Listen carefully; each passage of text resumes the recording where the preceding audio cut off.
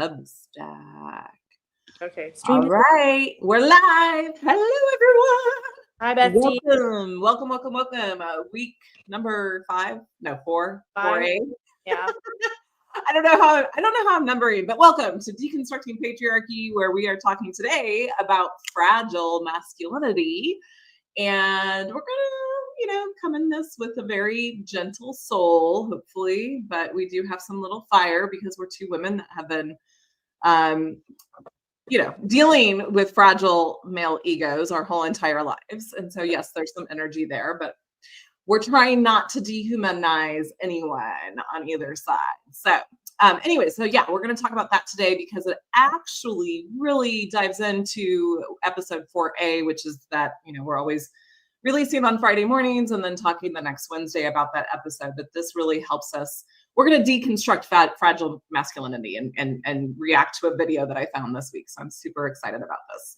And we are on a timeline. We are trying to get done within an hour. So we're going to jump right in and I will welcome people. If I go like this page, that just means there's people on. I just want to say hi to them, but there's no one on so far. All right. So Paige. And there it goes. It's getting a little funky here, the stream. Do you want to share your most patriarchal moment that you had this week? Do you feel led to do that?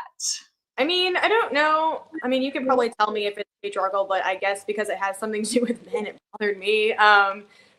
This morning, I was trying to get, park at work, and normally the parking lot that is for employees are just like extra parking for people who work at my workplace. How do I say this? Sorry, my brain, it doesn't like work sometimes. But pretty much I was just, no one usually parks there. It's usually like a few people. I can park there super easy. It takes like hardly any time at all. But for some reason, there was some kind of just big ass truck convention or something, or like I don't know if it was an electrical engineering convention or something, but every single spot in this lot was filled with a big ass truck. And like, that's fine. People need to park somewhere, but it's like, there's designated parking spots with signage that say like this building parking only. Like if you work here, like this is where you park only. That is it. That is all. And if you park there, you will be towed. These people still parked there, and there was hardly any spot left for me. And so the fact that it was just all men, and they were just totally oblivious. And then when I did show up to this parking lot, they acted like they just were looking at a zoo animal or something when I just tried to pull into this lot, and looked at me like I was crazy trying to find a spot where I park every single day. I work 6 days a week. So almost every single day.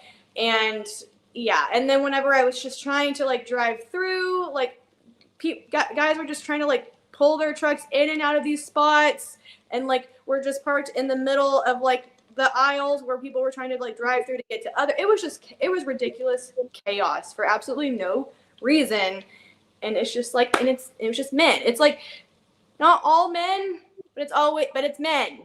Yeah. Yeah, I have a cup that says, I have 99 issues and most of them are patriarchal, white, heteronormative men issues. That is patriarchy. I mean, we live down here in, a part of Texas where the white man loves to drive big ass pickup trucks that don't fit in normal parking spots and are terrifying if you have a sedan. Yeah. And they come up on you and tail you, and they just think, there's just so much sense of entitlement that I have seen, and we talked about this last week, that I've seen grow within the stereotypical, and not all men that drive pickup trucks are like this, but there is a stereotype for a reason of white men that drive these big ass pickup trucks, and their attitudes towards everybody else that's not them. So I think that is very patriarchal, and I think that's the type of stuff, unfortunately, that we have more to look forward to more and more, unfortunately. So so just so you know, this is the way that we're starting, every live, is we're looking for those subliminal or not so subliminal ways that patriarchy is still showing up in our everyday lives. And so mine is really going to be the topic of, sorry, my screen's going to go dead. I'm live. Hold on, let me go check the live really quick. I want to just add an anecdote. Like, I get that, like, everyone has to have a work truck sometimes, or not everybody, but like, if you have a certain job, it requires a work truck. I get that. Like, it's not like you just have a big gas guzzler just to go to the mall or whatever it is. Like, Right. it's for show. It's a tool to use. But it was literally the fact that every cachet spot was completely taken by people not work in that building. And so that's what was upsetting me. And the fact that whenever I was walking into the building, I didn't get there was no smiles or just anything like that. It was just gawking at me and looking at me like I was just an object, and just blatant stares. Like, and you know, sometimes when you look at somebody, you know, they'll look at you and then look away, you know, they just stare. Yeah. That's weird. Entitlement, and they feel like they have a right to do that, and that's what we're talking about today, is fragile masculinity. So I'm gonna for topic. Yeah. There is a crisis. I have 2 boys, and there is an absolute crisis of what it means to be a man right now, and we're gonna get into that more. So I'm gonna save that for that. But my most patriarchal thing would be that I had this run-in with a Matt Walsh showing up on my Facebook. So unfortunately, and if you don't know do you know who Matt Walsh is, Paige? I've heard of the name. It sounds really familiar. You like Ben Shapiro, pretty much? It's kind of like, so Ben Shapiro is of Jewish descent. Matt Walsh is of the evangelical right-wing MAGA type men. So religious men. He's entitled. So oh my God, I read this. I have a link that reads the post, so I'm not going to get into it yet. I might save that. I just want to make sure that we're on schedule for Paige here. But yeah, for some reason, maybe because Meta is now pushing more conservative stuff out, he shows up on the top of my Facebook page on Saturday morning with this post, just blasting women for ruining the world, for ruining families, for ruining male spaces. And it's just, something became so clear to me that I had never been able to see before doing all this work with deconstructing patriarchy that I'm doing now. That, you know, when I was a Christian woman, in order to, you know, respect the man, I always had to disagree with him away from the kids. Like, I was not allowed to disagree with him in front of the kids, because then it shows disunity and that you disrespect the man and his authority in the home, right? And I started looking at that. I'm like, you know what? That actually shows this concept, which I hadn't found this video yet, about a fragile male ego. Because if someone can't, you know, if they can stand in front of a boardroom full of people, or a nation, or a state, and try to lead that state, and then not be able to stand in front of their kids and have just a disagreement with their wife in a civil manner, you know, both parties, you know, and that means both parties are civil. Not the woman's not sandblasting him and lashing out at him either. But if it's a civil conversation, that shows emotional maturity and an ability to handle the situation. Right. And that deserves respect. But if I need to pull you aside to show you that you're wrong about something, or for you to, you know, twist my arm into your, like, which is what happened in my relationship all the time, is I would have an opinion and would get talked out of that opinion for, you know, a number of reasons. Until, you know, we're up until 2 or 3 o'clock in the morning and I'm exhausted and I'm up feeding the kids, or, you know, because I'm still nursing, whatever, you know. So they use all these manipulative tactics to get you to acquiesce to, you know, fine, take your point of view and be dominant, right? Because that's what a man is domination and being able to control the family. And like, it just became so clear to me that that's actually the least amount of respect. There's nothing in that shows respect. No. Right. Like, if a man can't have a decent civil conversation with his woman, it's not, you know, he's not a man. And so therefore I'm not going to give you the respect because you're not a man, you know. Anyways, so and then I was walking yesterday, and, you know, thanks to the YouTube algorithm, it sends me, or maybe it was 2 days ago, sends me this Adam Conover's video about fragile masculinity. And so we're going to jump into that. I don't know why my computer keeps going black. Okay. So But we're going to do our somatic exercise first. So I did tell Paige a little bit about this. So this is called the yoni breath. And for those of you that don't know what yoni is, it is a female body part that men do not have. It's the vertical lips, if you will.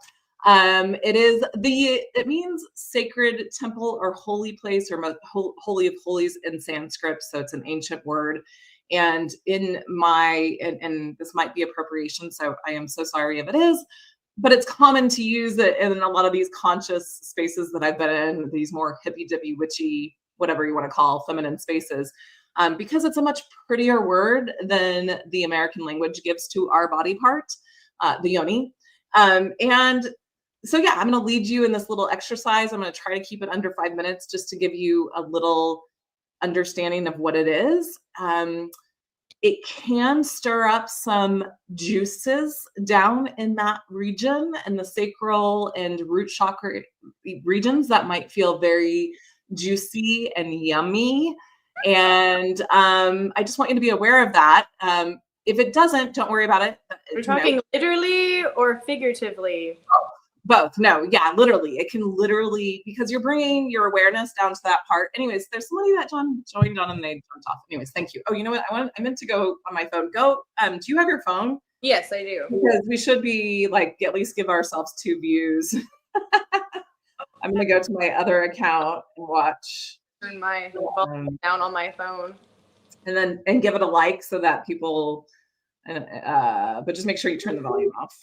Boop. There we go. I moved it. Yeah. So that people are watching. Hey, it's not showing that we're on there. Anyways, okay. So yeah. So here's the thing: is we're never taught how to take care of this body part because patriarchy makes men the norm and women the deviant. So there's a lot of wisdom and understanding of how to take care of a womb, how to take care of the yoni that we're not taught. So this is part of it. So like, it's a deep, cavernous, dark spot in our body that needs some attention once in a while to stay healthy and to stay in its best performance, right? So yes, it can stir up. And again, if it doesn't stir up any juices, don't worry. A lot of times when you start to get into somatic body work, it takes some time to release a lot of this energy that's kind of gotten stuck and become hard and inflexible. So sometimes it can take, a couple weeks, a couple months before you start to feel anything with some of these somatic exercises. But, and I'm going to invite Paige if she wants to leave the screen on, or if she feels more comfortable to have it off. But generally, so I invite, I don't know what she's wearing, but I'm wearing a little skirt with no, under parts on, underpants. You know what I mean? Panties. Yes, we both talked about how we don't like that word. So underwear on, so that when I sit cross-legged, so that's going to be my invitation, is for you to sit cross-legged. Oh, I do that already automatically. Yeah. So that probably why my knees suck. No, actually, it's really good for you. It helps to stretch all those muscles out. But yeah, sit cross-legged or butterfly if you're on the ground. And just that way it starts to spread that area. And then I'm just going to invite you to close your eyes, put your hands on your knees, or maybe even on your belly, your lower abdomen, your womb area. And we're just going to think about the breath literally coming up through that channel, that yoni. And we're going to take a couple breaths like that. So let's just go in for 3. Hold it at the top and out for 3, 2, 1. In for 3, 2, 1. Hold it at the top and out for 3, 2, 1. So again, you're just visualizing the breath coming up through the under cavity of your body. If you're a male, then this would be in the perineum area. You can still imagine the breath coming up in through the bottom of that spinal column. And now I'm just going to invite you to add this idea that as you're holding the breath in, and you might extend it to a 4 or 5 or 6 count when you're holding the breath in, that the air that you breathed in is circulating inside of the womb and clearing out any of the cobwebs, any of the dark spaces, any of the old energy that is no longer of service to you. And then pulling it out with the out breath. So do that a couple times. This is actually really hard to do as I'm instructing it. So I'm going to drop in and breathe with you for a few. And let the belly hang out. You're not pulling in the belly, like allow that, you know, food baby, that womb baby, that period baby. I mean, let her come out. That's another reason to hide my camera. I know, as I said that, you can't see me. I can make myself look pregnant. See, look at that. Isn't that gorgeous? Like Amy Poehler in the Baby Mama, where she tries to like get her like that's my belly. I've always been able to do that even before I had 2 kids. So, okay, dropping back in. Take a deep breath in. At the top, hold the breath. Let the belly expand as that breath works inside the womb. Maybe it's spiraling, maybe it's circling, maybe it's scrubbing. But gentle, gentle, gentle. And breathe out. Woo! Okay, so breathe in. Hold the breath.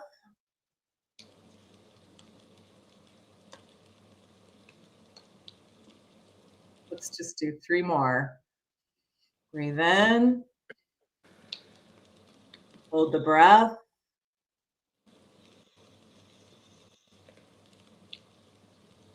Breathe out. 2 more.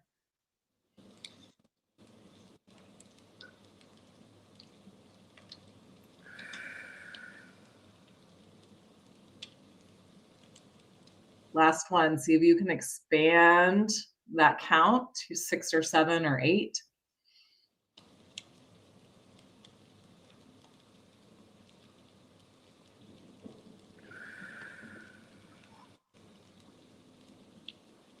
And then feel your hands on your knees before you open your eyes. Don't open your eyes yet. Just feel your hands on your knees and then lower your head so that your eyes are going to be focused on your own body first as we come out of this.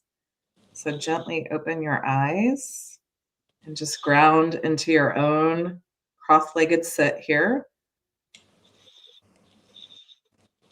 And maybe the eyes flutter open and then they close. Just really follow whatever the body needs, whatever your soul is asking for. Drop the shoulders. Relax the jaw. And when you're ready, you can go ahead and come back up and watch us on the video, on the replay. Join us back on. All right, I'm gonna put Paige on the spot. Did you feel anything? Was that weird? Was it like very calming? It's very calming and relaxing, but I don't know if I was doing it right, but I was trying my best. Yeah, there again, I would like, if I was really in the coaching, if we were like in a sacred container, I'd be like, drop the shoulds, drop the like, I did this right or I did this wrong, and just what you are experiencing is right for you, right? And it's what you need. And you can just take that when you're not on camera in front of, you know, one person right now, but we know that this is going to go out to more people and that's intimidating. I've done this before, so it's a little less intimidating, but it's still like, I'm not able to drop in fully, right? Like, again, if I was in a red tent with women, but you can absolutely like, whew, I mean, I'm in perimenopause and my hormones, as Paige will attest. This weekend, we're off the charts. Let's just say that. So for me right now, I feel really yummy, which can scare people too, because they're not, you know, what do I do with that? There's nothing to do with it. It's just like, if you start to feel that energy, that turn on, that juiciness, literally like breathing into it will help calm any nerves or stories that we have that I shouldn't be able to just turn myself on like that, right? It'll deconstruct a lot of that stuff. So just breathing that energy up into our body like a kundalini. Do you know kundalini? No, what is that? Kundalini is a version of yoga that talks about the spiraling serpent at the base of the spine. Okay. And that Kundalini energy, when you start to, especially as you age, it starts to go up the spine and wake you up and bring you into consciousness. It's the what I call the Shakti energy. Shakti is do you know Shakti? I think I've heard of that word, but I don't know exactly what it means. I'm just throwing all this stuff out here. Shakti is Shakti and Shiva. So there's another feminine force within the Hindu gods as well, but Shakti is the life force. It's like Earth Mama. It's Gaia. It's Gaia. Okay. And Shiva is the masculine, right? So the masculine in the body is the spine, and the Shakti energy is the serpent, the feminine. I've heard of Shiva and Ganesh, which are like two different Indian gods, but I don't. Yeah, Ganesh is a masculine god as well. He's the elephant one, and I forget. I think he's more of the peace loving. I'm not 100% familiar on that one.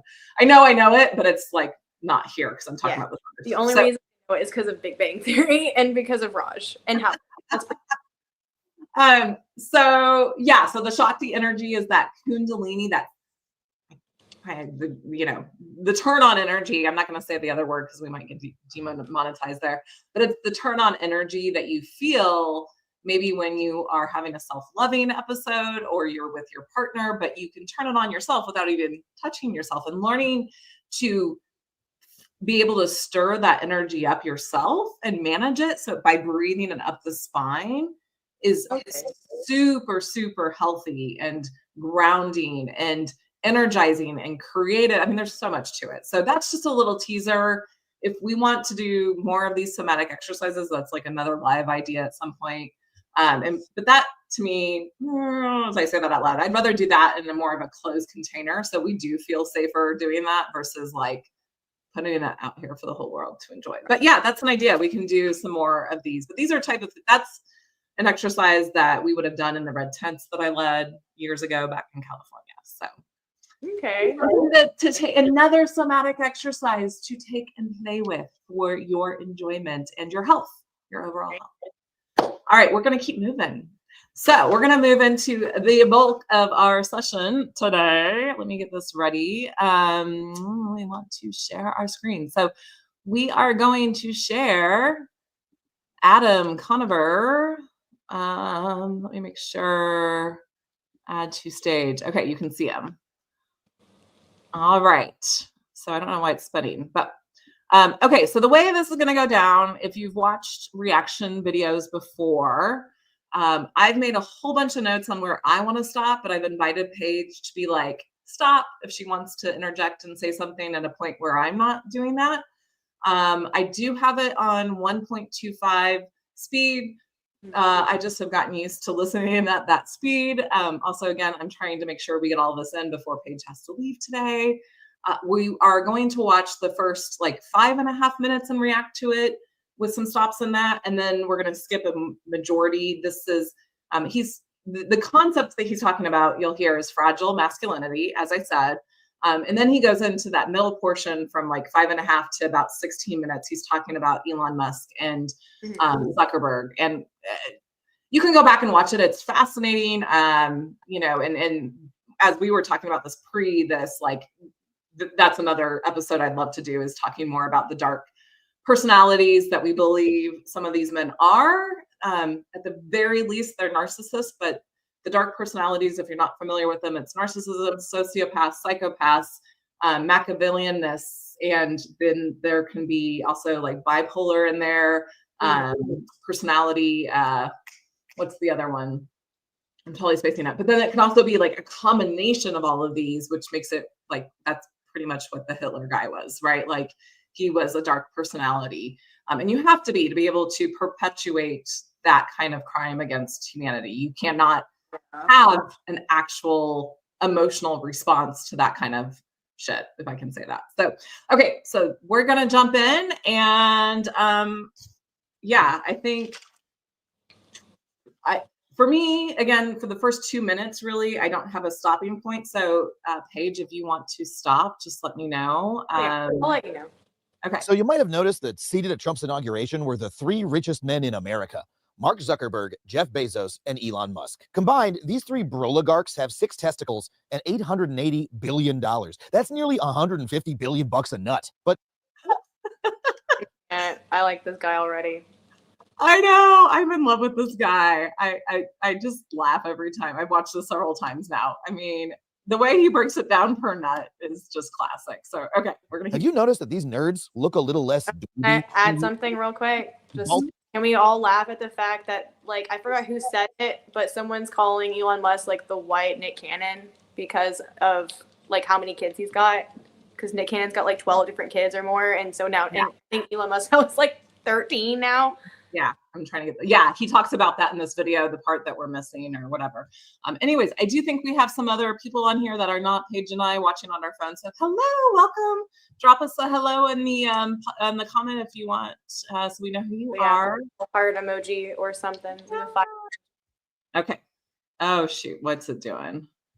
Code gremlin before his glow up. Bezos, once a simple dork, is today the most jacked and taut 61-year-old on the planet. And just a couple of years ago, Zuck was a pasty-faced robot. Sorry, did you have something? I said that's what money can get you. Anybody can glow up with money. Yeah. So I'm gonna have to figure out how to do this. Again, technology like novice here. I'm having to go back and forth between actually playing the video on a different screen and then the streaming video so I can see it. Okay. So Paige, if you're raising your hand, I'm not gonna be able to see it. So just be like stop. Oh, I see. That makes sense. Yeah, gotcha. Just let me know. Because if you start talking, I'll just stop it. But just if you absolutely want to talk, then just hit. Makes sense. Just stop. Okay, we're going again. Maybe it takes a second. Glitching out before Congress, but now he looks like the most swagged out real estate agent in all of Orlando. He looks like a TikToker who quit his dad's used car dealership to do pranks with his boys. He looks like a piece of broccoli who got a Billabong gift card. There's something weird going on here. Why exactly do these guys have so much to prove? Why does Zuck need to show us he's lifting big weights? Why does Musk need to tell us he's the world's greatest gamer? And why does Bezos desperately feel the need to share a shirtless selfie every 30 seconds? It's simply bizarre. These men have enough money to buy themselves limitless power. Hell, Elon used his money to cuck the president and destroy the federal government. But the one thing they can't seem to buy is a stable and confident sense of their own manhood. For some reason, that is not for sale. Why? All right. That was like my first stop. Yeah. I think it's hilarious that that they think they have to do all this. I mean, like, women don't care about that. I feel like that's what they're, I don't know. Yeah. Usually do all this and men try to like go to their way to like make money so they can get women. And these men, they hate women. It's what it seems like to me. It seems like they just secretly hate women. That's what I'm getting from it. I just don't understand. He talks more about that when he defines the masculinity, but this is something that I didn't even have written down. But you saying that makes me think, men don't always care about how we look as women or our makeup or our clothes and how much, money we're spending on taking care of ourselves. So I think that's kind of the flip side, right? Like, we don't care. Like I care about how a man takes care of himself because it shows me so much more about who he is. But if it's over the top, just to get likes on a video and he's filming himself at the gym, then no, thank you. That's not what I agree. Yeah. Okay. We're going to keep going a little bit more. And then why are the most powerful men in the world constantly embarrassing themselves by trying to prove how manly they are? Well, there's a powerful theory from psychology that perfectly explains this phenomenon. It's been validated in research from all over the world, and it shows exactly what drives these billionaires to ever more cringy attempts to demonstrate their masculinity. Like, come on, man. And it also explains the crisis facing young men in America and exactly how our politics as a nation have gotten so f***ed up. But before we get into it. Okay. So I don't think there's any debating that there is a crisis for men in this world. Do you, Paige? Yes, but I agree that the crisis is brought on by themselves. It has nothing to do with women. They're shooting their own selves in the foot. Maybe literally, I don't know what, men are not the smartest, but I don't know. Like, I know I'm married, I have my ring, I'm pretty sure people will see that and I'll be like, oh, well, she's talking about men and she seems to hate men, but like, she's married. Like, yes, I am, but like, my man is an ally. He loves women through and through. He is always about me, always on my side. I just wanted to throw that out there. Yeah. And my point here for the work that we're doing on deconstructing patriarchy is that I talk about this in the first 3 to 4 episodes that we've already seen, is that patriarchy isn't, deconstructing patriarchy is not just about women's work. It's about men's work, because to me, he's about to jump into some of the symptoms of patriarchy that affect men. And I think without identifying that those, hello, Luis, I think that's how you pronounce it. Oh my gosh. Oh, yay. She makes a lot of comments on our channel. So without identifying that it is about deconstructing patriarchy, they're going to miss the whole point. But I mean, he kind of hints at that without the terminology that I have, because I'm doing this work. But I think the other thing I wanted to point out is that when you try to define who you are, and I know women have done this work in a higher number than men have at this point, and that's why we're seeing the man hate, which it's not man hate, it's just like fucking stand up already and do the work, right? Like we're so frustrated because we're telling you what the work is, and you're trying to tell us that we're not respecting you. Well, we're not respecting you because you're not doing the work.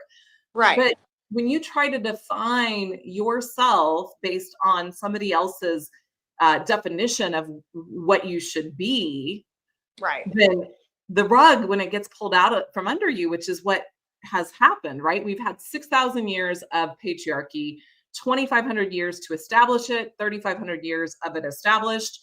And within that 6,000 years, it developed, masculinity definition has changed over time, but essentially it's always meant aggression, domination, violence, manipulation, controlling, making sure that the women stand down and respect the men, and, all of these certain ways.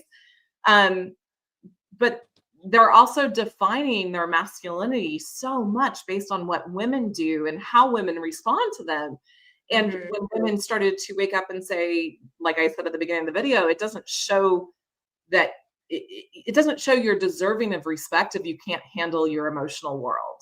Yeah. And that realization pulls the rug out from under the men.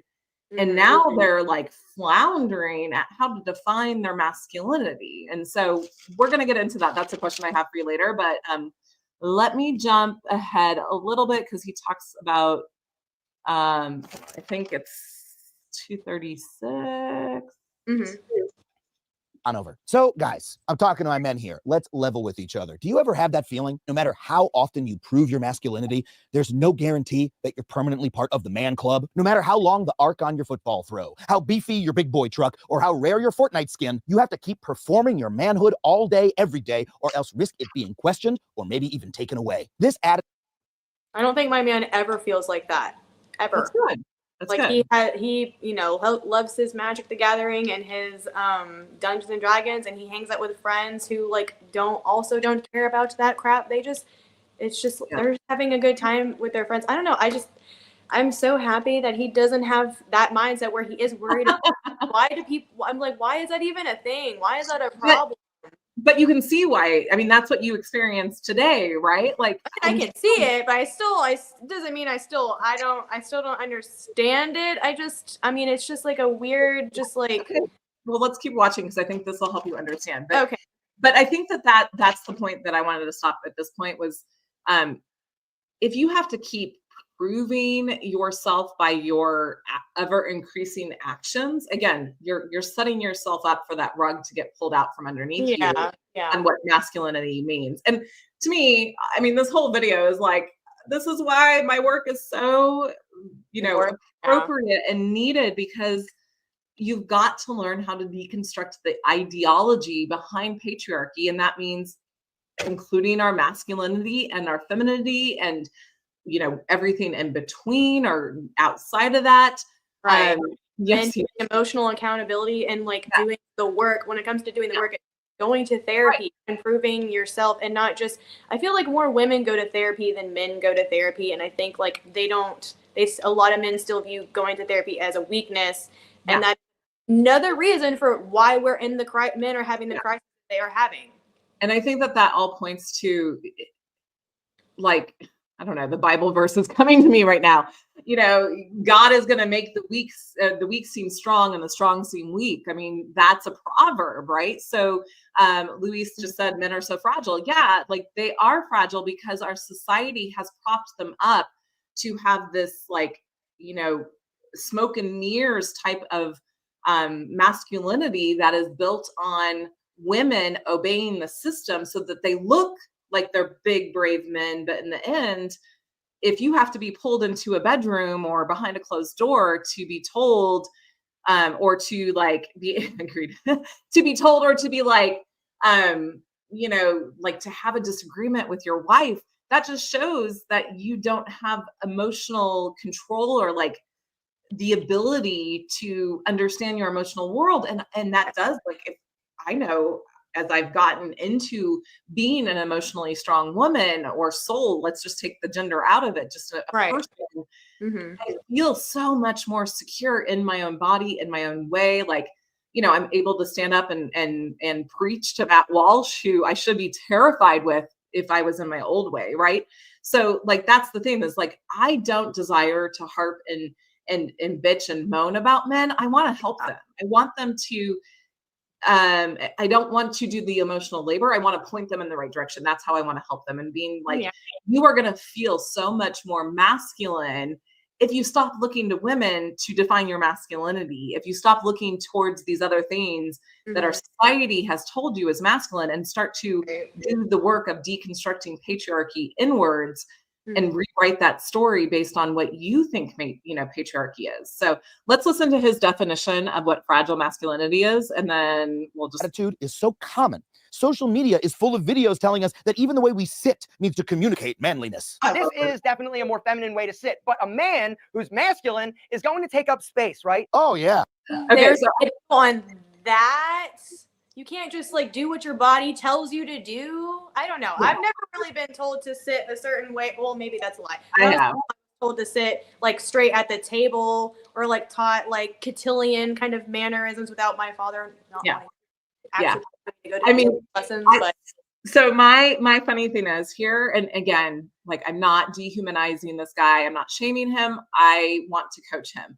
Right. He is not talking from the depths of his voice cavity. He's talking from up here, which is actually very nasally. I can hear it. So I have a body language background as well. And there are exercises you can do to drop into the cavity of your chest so you talk with a deeper resonance. But anyways, I found that hilarious that he used that guy to talk about how men should sit, but this guy is super nasally, and I would not consider him masculine. Nothing's more secure and masculine than letting another man tell you how to sit. Well, there is a powerful psychological theory that explains exactly why masculinity operates like this. It's called fragile masculinity. Now, before you kick my ass, let me just say, that's not saying you're fragile, you're a big, strong man, and I don't want any trouble. It's the structure of masculinity in our society that's fragile. In our culture, So if you've watched my first 2 episodes, really episode 1 or the episode 1A through 1D, I talk about exactly this, not fragile masculinity, but the idea that things are structured invisibly, that we have to pull out, dissect. I mean, that's what this last episode 4A and 4B is about, is how do we deconstruct something? We have to pull back the veil, look all around, see what it's telling us, see what the context is telling us, and then rework it, reconstruct it, if we want to use that word, and then write something new for these men. I mean, we can't do that. Men have to do that work. We're not going to do that for men. We can't. Right. We already did our own emotional work. Yeah. We don't have to go to therapy. We can point you in the right direction, but we're not going to tell you. I have some ideas. And so let's keep going, because we're already at 3, almost 40 minutes in, and you have to go soon. Okay. Manhood is not something fixed that you get by virtue of being born with a dick between your legs. Instead, it's a status that you need to earn publicly. And that means it's also something you can lose. That makes our social idea of masculinity a continuous source of anxiety for many men, which, as we'll see, has serious repercussions. Now, just so you know that I'm not talking out of my unwiped manly ass, the theory All right, we could use that. Is that too gross? This theory draws on decades of work in different fields. In 1990, an anthropologist named David Gilmour published a book called Manhood in the Making. And he found that in non-industrial and agrarian societies globally, manhood was a precious status that men had to earn. Depending on your culture, it might require killing an antelope, going through a circumcision ritual without anesthetic, or putting your hand in a glove filled with fire ants. You know, just regular dude stuff. Other social scientists have since confirmed Gilmour's findings, and data from history, psychology, sociology, and political science have all shown how widespread these beliefs are. A huge... That's all I can think of is why. Why? Wrong So here's my question for you at this point is, again, we are women. We don't want to define masculinity for men. Right. But there's also masculine energy in varying amounts within a female, right? So Right. I have a lot of masculine energy and I love it. I love it. I love it. And that's a different conversation for a different day. But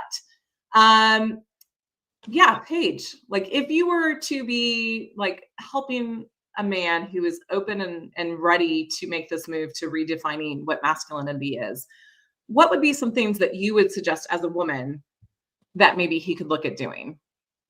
I mean, maybe I don't exactly remember what the definition of chivalry is, but like actual old school chivalry, like wanting to protect other innocents, wanting to be a provider, wanting to be kind and respectful, and to like love fellow creatures. And I guess that's just my whole thing about being masculine is just, I don't know, I'm sure there's another way I could put it, but just, yeah, being like, not just being a nurturer is more of a feminine thing, but being a protector, being a, you know, someone who cares about justice, that to me is masculine, not like how much money you make and then how many women you've slept with and just stupid stuff that doesn't matter, that's trivial. Yeah, the goalpost is always changing with those things, but right, exactly. Doing stupid, painful stuff, like what does that get you? Like I don't understand. Like I understand, like we listen and we don't judge when it comes to like not kink shaming, and we respect other people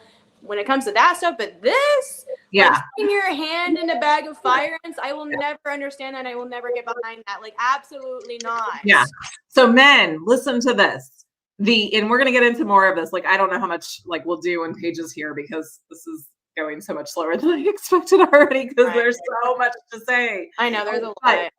But what you're talking about, he actually gets into at the end of the video I wanted to watch. And it's really the antidote to fragile masculinity is gender equality, which I think is actually not even going far enough. And I'll talk about that when we get there. So I wrote down one, even though women right now are giving men their ideas of what they could do, I said, number one, don't rely on women to give them respect so they can feel like men.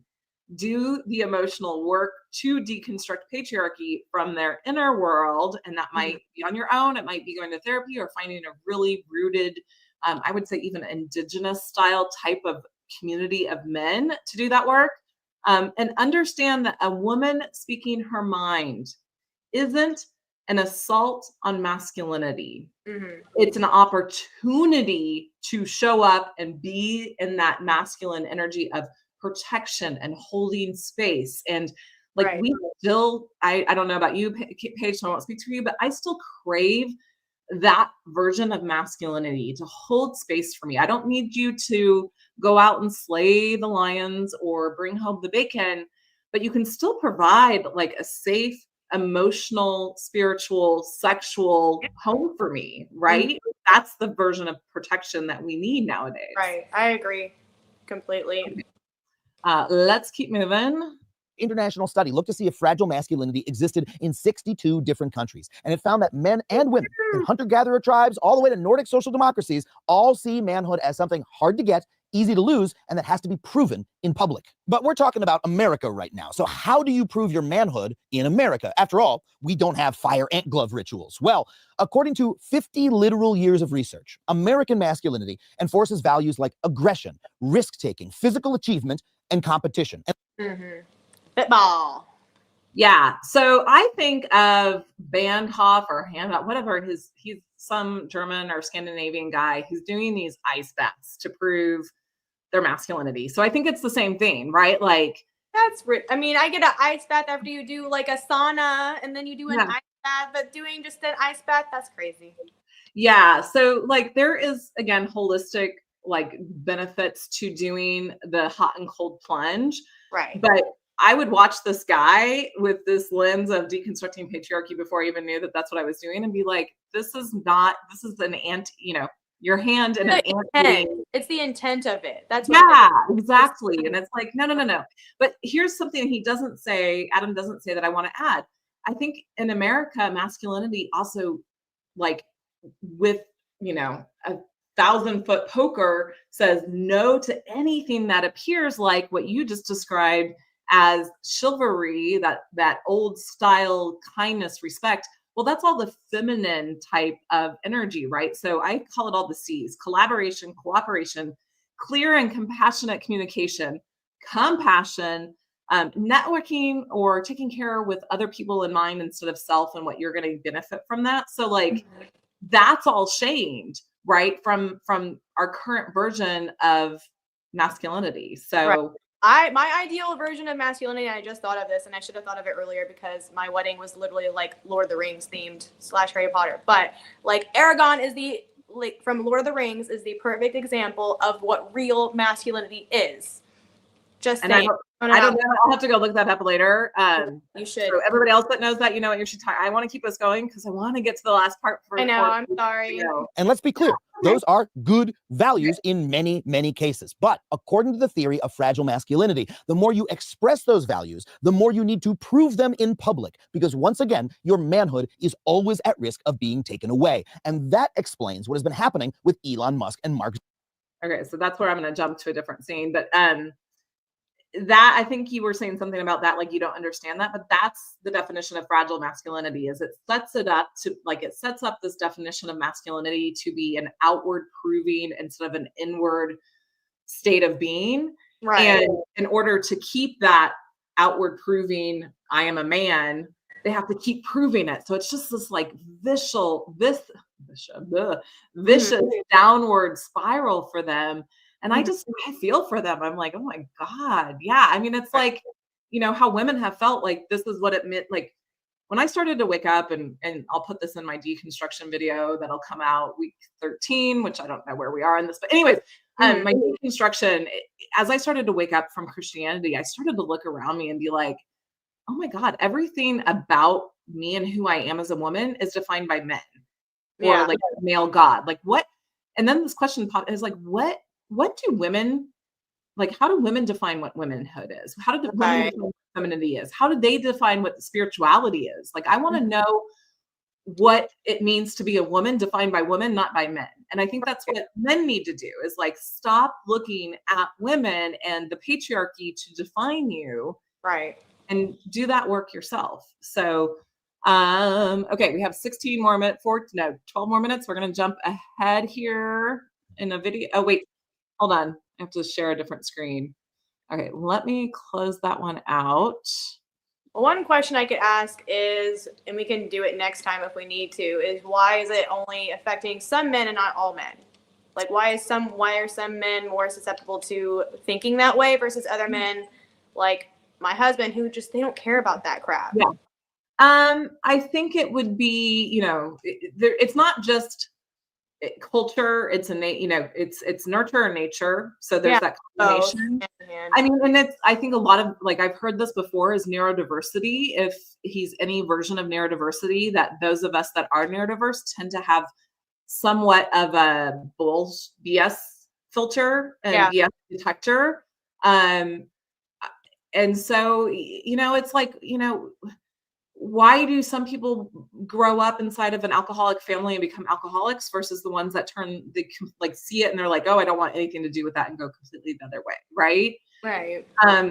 We're never going to know. It's just, some people are just able to see it so much easier based on how they're wired versus other people that are caught inside, a cult, which we're going to talk about cult deprogramming probably after Paige leaves, or maybe we'll do that next week because I'm getting tired here. Yeah. Okay, let's try to finish this up in 10 minutes here. So they're going to be fine no matter what, no matter how much they embarrass themselves, they'll be okay. Just finishing up. But when this dynamic happens to really real men in the real world, it makes their lives worse. It often kills them. And it explains the fascist turn in American politics. See, our American concept of masculinity, again, is centered around independence, competition, and achievement. All good qualities if you can achieve them in a secure way. But by those terms, many young American men are objectively failing through. So I'll just interject here because I've done a lot of work at understanding dark personalities, as we were talking about in the beginning. Our culture upholds narcissistic personality traits as good masculine traits and as good men. So that's also playing into this. So I just wanted to interject that a little bit.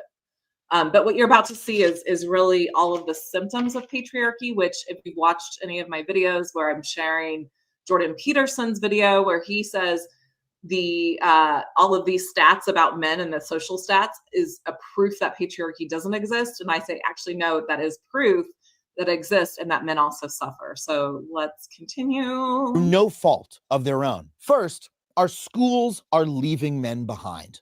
Their dropout rates are higher and their scores are lower than women. And while they were just as likely to graduate college as women 30 years ago, now women have left them in the dust. And it's not just school, it's in the economy itself. Young men are working less than they did in the past, and their wages are stagnating, especially if they don't have college degrees. And remember, college is expensive in this country, so many men can't access it. The world has literally changed around American men. Our economy is no longer structured so that an average guy without a college degree can get a good job. So one of my little introductions here is like, again, I think Adam does a fantastic job at this, but society is always changing around us, men and women. And when I went back and looked at, when was it where we went from you only needed a high school diploma and maybe a trade school diploma. Right. Or associates maybe, and that's it.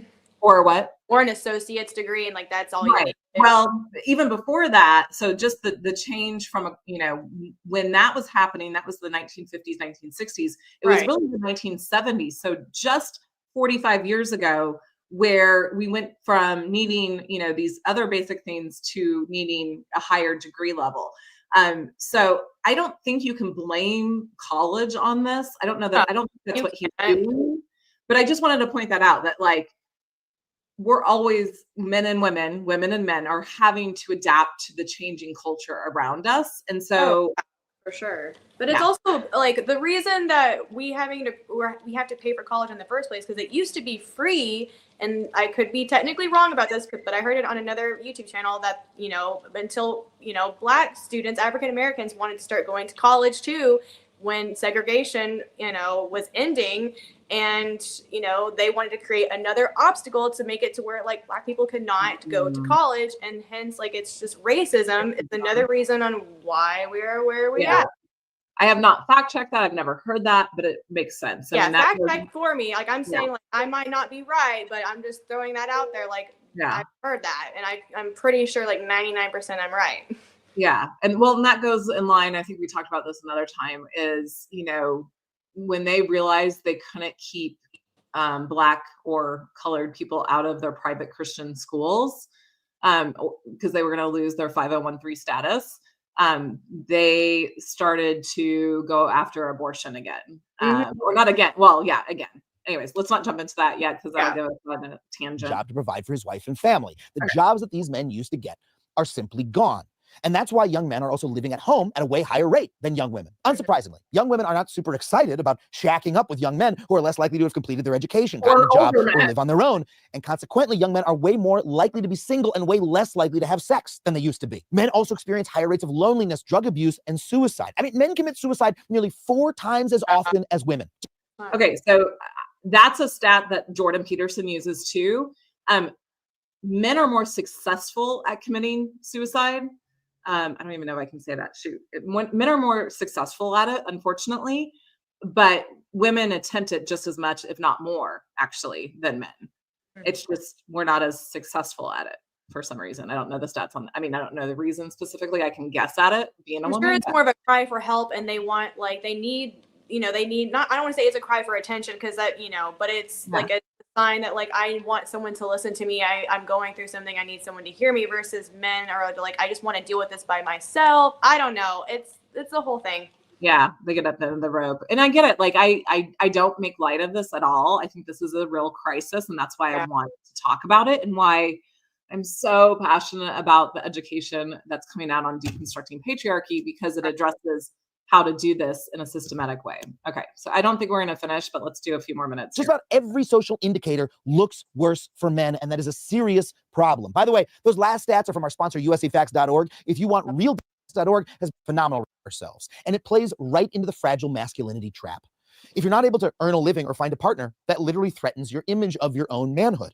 And that forces you once again to double down. And that has had a powerful effect on our politics. Research actually shows that the more insecure you are as a man, the more you support tough guy right-wing policies, which is why it should be no surprise that so many young men turned sharply towards Trump this election. Okay.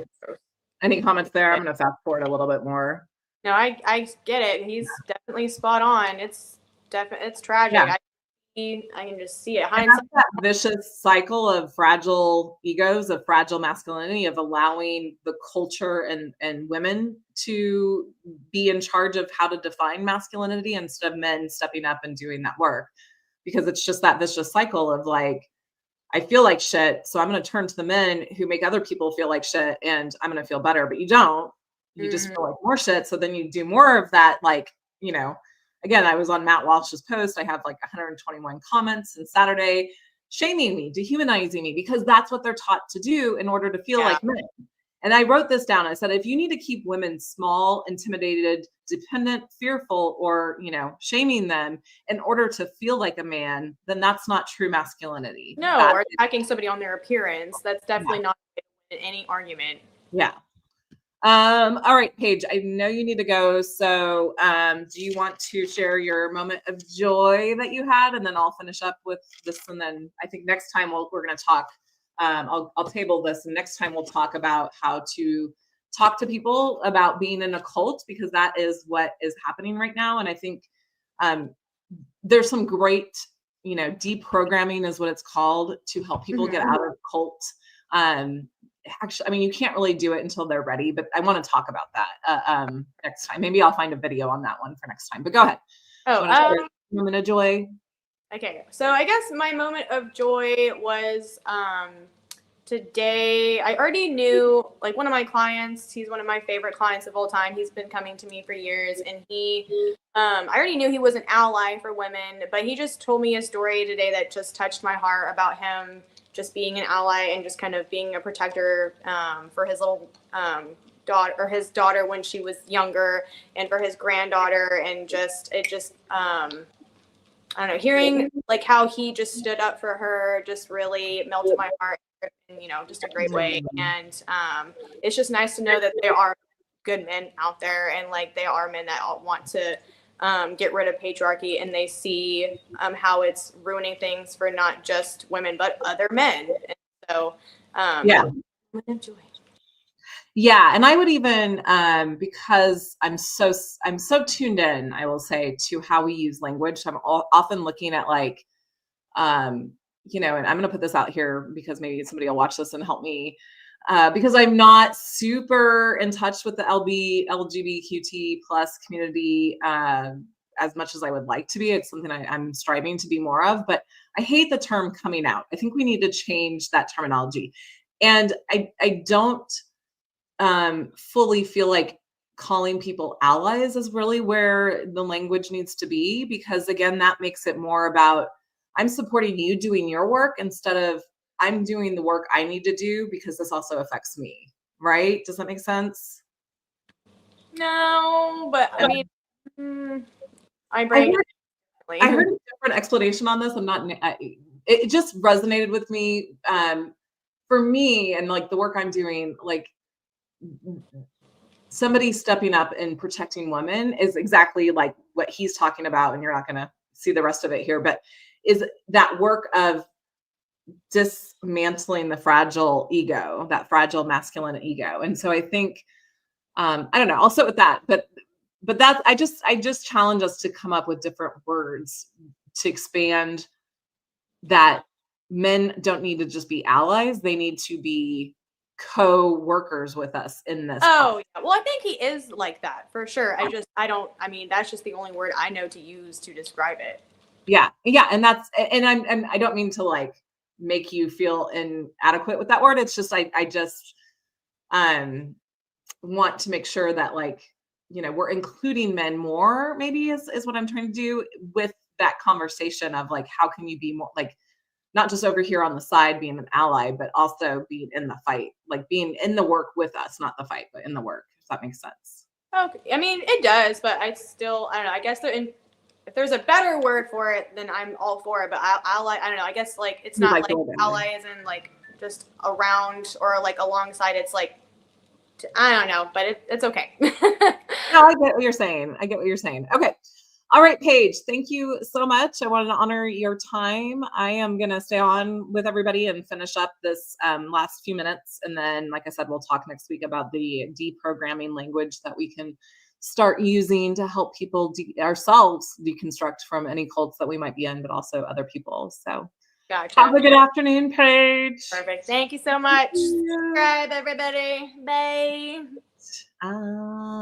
Okay, so she is out. So we're going to finish. Turning to MAGA sues the masculinity of a billionaire who got his feelings hurt by a pro gamer. Well, it must do the same thing for an unemployed 25-year-old with no job prospects in a changing economy. That's why Trump's campaign was awash in hypermasculine images like this one. And if that seems like a childish version of masculinity, it literally is. In the case of Hulk Hogan, it's literally for children. Eat your vegetables, brothers. But at least it's something. So here, I just wanted to say, like, I mean, again, that just shows the level of maturity that we're expecting as a culture out of grown men. Is we're expecting them to not be grown men and not to be these things that Paige talked about with chivalry, kindness, compassion, clear communication, collaboration, cooperate, like all these C words that I keep talking about, right? Not that C word, but the other C words, because the level of what we expect out of our men for them to get our respect is so low these days. And it's not healthy for them. I just don't know how else to say that. It's just like, oh my gosh, they so need this work just as much as we do, us women. All right, let's keep going. Almost there, y'all. Republicans went out of their way to bring the campaign to young men. They targeted them where they were, watching UFC, listening to dude podcasts, and going to college football games. But what did young men get from the Democrats in 2024? Oh, an invitation to Coach Waltz's roof to clean his gutters while he delivers a lecture about enthusiastic consent. That's worse than fucking nothing. Thanks a lot, Mr. fucking Feeney. Young men. So I don't know about that. Like, those are messages. I mean, I agree that the Democrats are just so far behind on where they need to be and messaging, people like me that left the Republican side. And, I go over to the left and they're doing everything the Republicans do. Yeah, they stand for different things, but they're still using all the same tactics the Republicans do. And there's less cohesiveness. So it drove me away from the Democratic Party and drove me away from voting for 12 years, which, now I blame, not necessarily the Democrats, but just blame the mannerism. So yeah, I would say the messaging fell so short for young men. Like, there was nothing strong. I mean, I know for me, when Tim Walz came on, I was like, oh, wow, that is the type of man. Like, he is the type of man that I think he's talking about that doesn't have a fragile ego. So it's kind of, I don't know that I kind of don't like what he says about Tim Walz here. But I'm not a man and I don't have to deal with, I guess personal. No, I do deal with fragile masculinity personally. So I could say more, but let's finish this up. Let's wrap this up. Are in a crisis. That is our social and economic reality. And if we do not address the source of that crisis, it will continue to be inflamed by the same compensatory power fantasies that have melted the brains of Zuck and Elon. So here, if you continue to listen to him, he doesn't talk about what the source is, though, because that's the invisible thing that I'm trying to point out with the work I'm doing. Most people can't identify what the source of our issues and crises are. And it's that invisible structure, the ideology, where's my book, that has built, you know, the creation of patriarchy. We talked about the 10 steps in that first, it's episode 1B if you just want the 10 steps, but episode 1A through 1D talks about how that invisible structure got built over 2,500 years, starting about 6,000 years ago. So, you know, it's not the length of, I mean, humanity has been around, Homo sapiens have been around 300,000 years. So it's only like 1.1 to 2% of the time that we've been in this structure that tells men what masculinity is based on all these external factors. So I just really wanted to pull that out for people, is like the source is the ideology that has built the invisible structure of patriarchy that we need to deconstruct, that we need to pull the veil back from. I'm a broken record here. We got to pull the veil back. We got to see it from a wide angle lens. We got to rework history from this wide angle lens, and then rewrite our history books to rewrite our present, to rewrite our future. And that's how we're going to get out of that. That's not going to be an easy, like, overnight process. Again, I have to stress this. It took 2,500 years to embed those 10 ideologies that we still see. Episode 3 talks about that. I take all of those 10 steps and give you real-time examples of how those 10 steps, those 10 ideologies are still showing up in our society today. So it's going to take some time to dismantle this. We are in that process. I can't tell you how far along in that process we are, but we're in that process. I would say squarely since, you know, probably, I guess, the 1860s, I've never really thought about it, but the 1860s, you know, maybe kind of started the process of dismantling, of destructuring the patriarchy ideology as, you know, Black people kind of got their freedom. And then we had a huge wave, you know, 50s, 60s, 70s with the civil rights movement, with the feminist movement. And then, you know, I kind of see the present day age when I remember to see it this way, and it gives me hope, as like the last ditch effort of patriarchy trying to hold on as we break free of it. So maybe that'll give you some hope. That's my joy for today. Let's name that as my joy. All right. I keep saying this, but let's finish this. Do that, you know, young men, yes, need new forms of media that actually speak to their problems and give them proper role models of what a healthier version of masculinity could look like. Plenty of people have made that argument. But more importantly than that, they need actual policy that actually addresses their problems. We need more male teachers for struggling male students. We need to help men get and keep jobs by promoting the hell out of vocational training and making it guess. Hold on. Sorry, I'm going to pause this and see if it keeps up. I don't disagree with him on this. Again, I think you know, I think it can be an either or, not an either or, but a both and situation where, you know, we're starting to enact some of these policies. I think it'll be strengthened if we use some of the education that I'm coming up with selfishly, of course. No. I'm passionate about this education, getting forward and getting into schools. That might be something I aim to do later. But I think if it's a both and situation where people are really understanding the ideology behind the invisible structure, then the policies will have more impact and more effect. So hopefully that helps. What? Free, so people can actually access it. And we need to make sure that those jobs, when they get them, are stable, good-paying union jobs that actually provide them a life. And when it comes to addressing the unacceptably high rate of male suicide, we need a serious and sustained public health response. Policy is not enough by itself. And again, I would say same thing here. Policy is not enough. Sustained education is not enough if it's not foundational of deconstructing patriarchy, so that we deconstruct the toxic masculinity that men are buying into, that boys are buying into, that we're selling them, because it doesn't help them. It doesn't help them. If we're selling them a low hanging bar of fruit, whatever that term is, I'm so bad with terms sometimes. If we're selling them this low hanging fruit story that this is all they need to do to be men, and everything else is based on the society around them that's changing, you know, you see where the discrepancy is. That's exactly what's happening on the Matt Walsh post, things like that, where, you know, men are blaming women for ending society, for ending, you know, families, for ending the church, for ending culture. It's like, no, there's actually, I wanted to read this from, so I've been writing a series over on my Substack, which is hollymccormick.substack.com. It's a 5-part series now about death and grieving. And I'm a little, in a healthy way, obsessed or adore the topic of death, because when you really understand it from the angle I'm teaching over on my Substack, it's so transformational. It's so powerful. And we've cheapened it. We've weakened it by telling people that it's Jesus's story of just going into the grave and beating death. Like, if you want more, go to my Substack. Today, I just released the 3rd post in the series.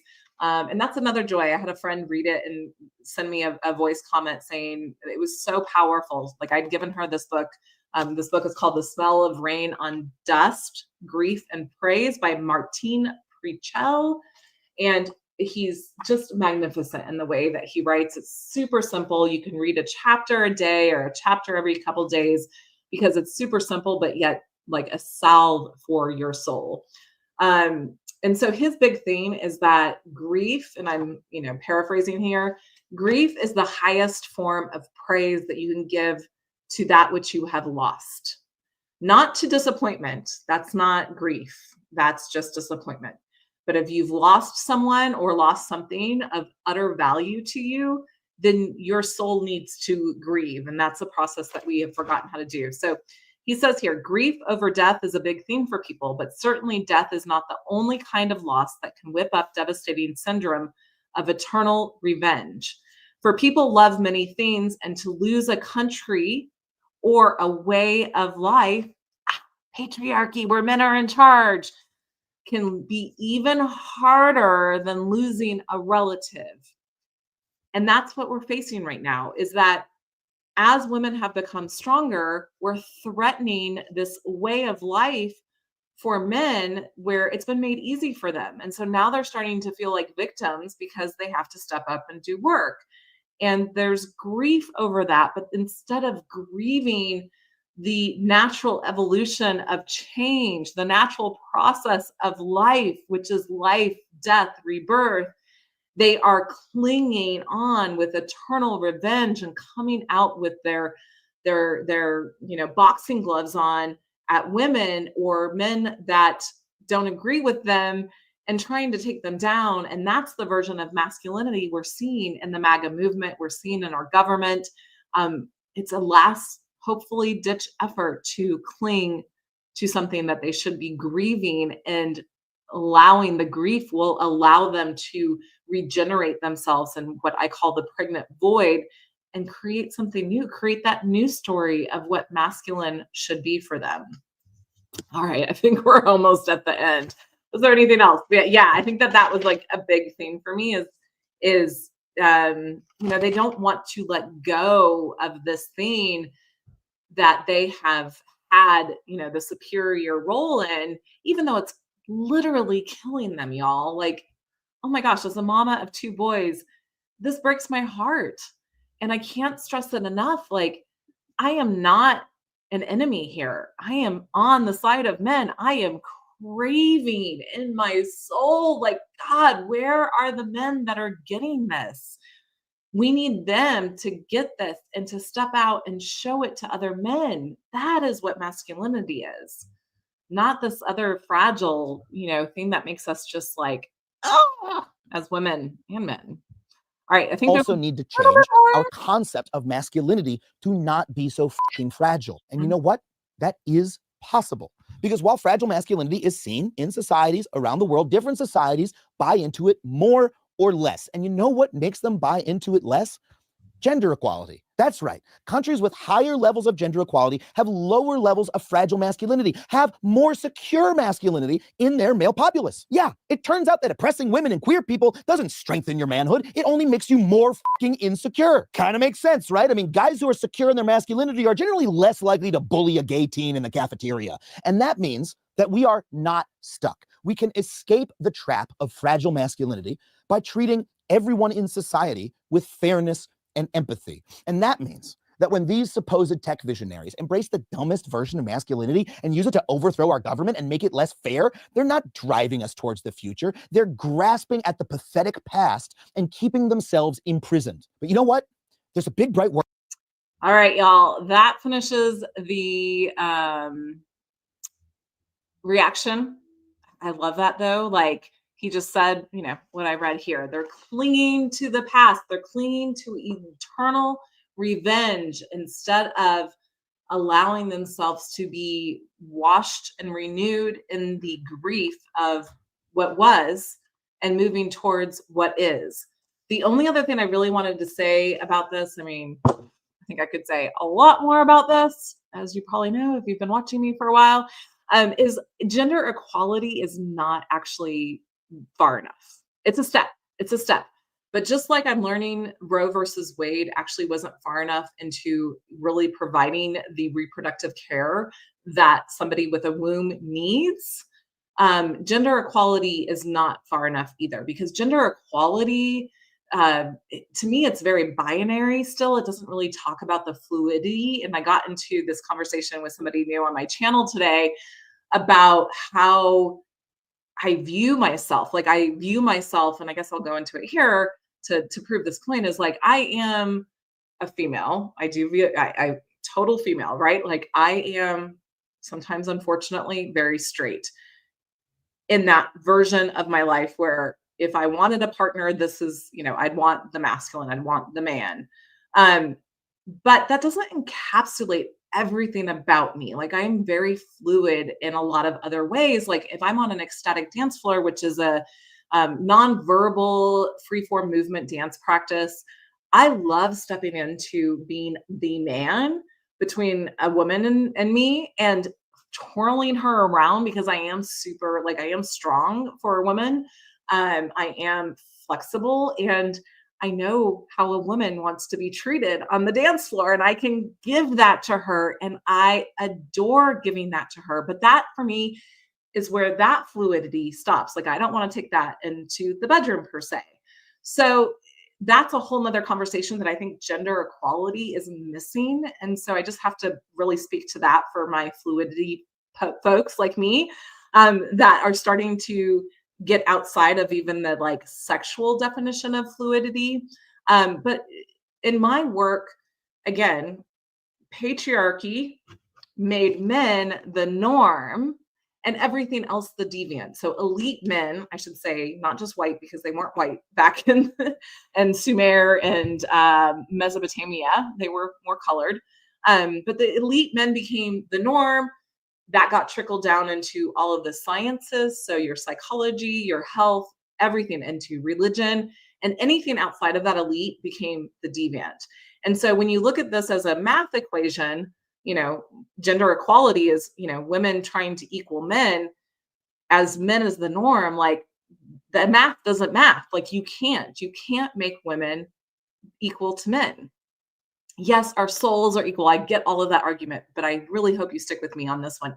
What I'm trying to say is that women need to become their own norm, and gender fluidity needs to become its own norm. Like we need to actually get out of the binary because, it just limits. Like, yeah, I get the human brain needs limits, but as we mature, as we evolve, learning how to exist outside of those limits, like John Ortberg is one of the last pastors I sat under, and I'm going to quote him because I think this is beautiful.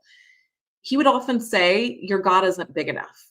If you couldn't bring compassion and loving kindness like Jesus is, your God isn't big enough. So I'm going to say that with our psychology, our spirituality. If we can't get outside of the binary, then our spirituality isn't big enough. Our psychosomatic self is not big enough. Whatever it is, we need to learn to expand that idea of the binary and get it to be more fluid, because it paints an entirely different picture, and it allows the variety of spice that is the human experience to be enjoyed and celebrated. And it's exciting. It's like, oh my gosh, there's a whole new world between, besides the gender equality binary story. So I'm going to end it there.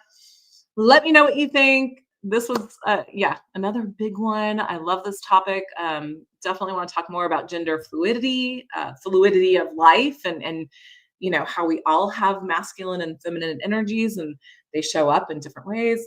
you know, I could talk about that forever, as you probably can see, because I get excited, I get turned on by it. But anyways, have a good week. We will talk about cult deprogramming next week. If you liked this, please make sure you hit that bell after you subscribe so that you will be alerted of the next one that comes out. I do try to schedule these in advance, so you can also hit that little alert me so you know when the lives are happening. But yeah, definitely hit the add a comment, because that helps the algorithm find us.